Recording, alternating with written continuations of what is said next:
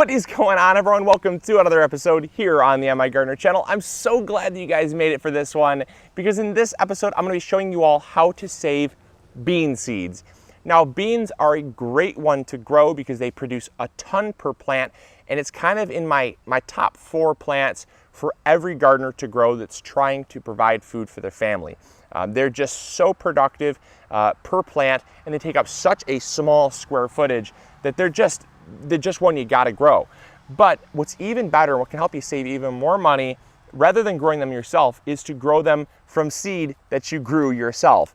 So what you want to do is you want to wait for the plant to look as nasty as this. This is a nasty, nasty plant. And that's because you want the beans to be dry. You want to hear this. You hear that?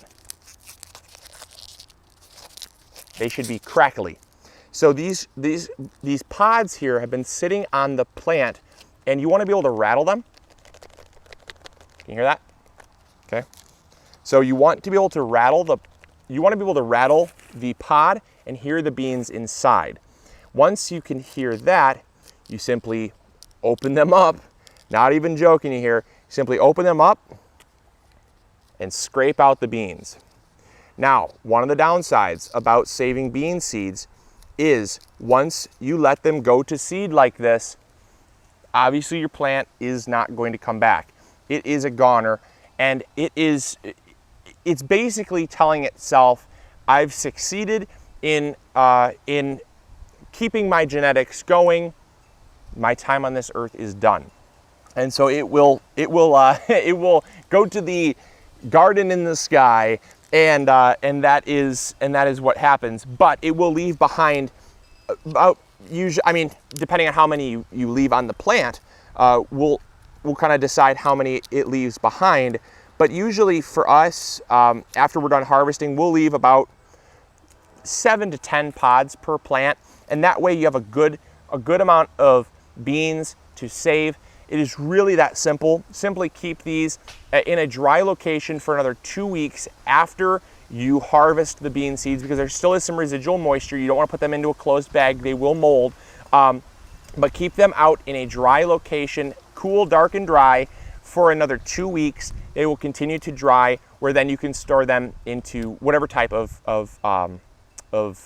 seed-saving envelope or bag that you choose. So it's a very easy one. I do hope you enjoyed this episode. I hope you learned something new. And another quick thing that I thought I'd mention before I signed off was, what people always ask, why don't you want to let like a whole plant go to seed?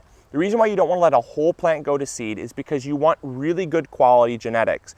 And I prefer to save seed from, let's say, a few pods per plant, and I let a whole bed go to seed. These are going to be more seed than we know what to do with for next year, and we might even do a little bit of a seed giveaway. Who knows? I don't know what's I don't know what's in the plans. I just go by the day. So we might do a little bit of a seed giveaway, but basically, I let every plant here go to seed, and I typically will leave about 3 to 5, maybe no more than 7 pods per plant, because that allows all the energy to produce really good, large, strong and viable seeds, rather than put a lot of energy into a ton of different pods and have that energy dispersed. So that's just my reasoning behind why I do that. Again, follow it if you want, or don't. It doesn't matter to me.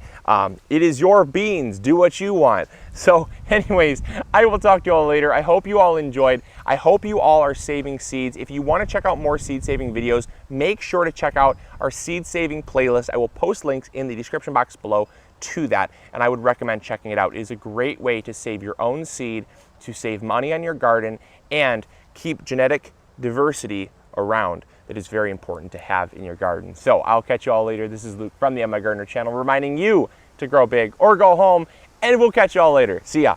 Bye.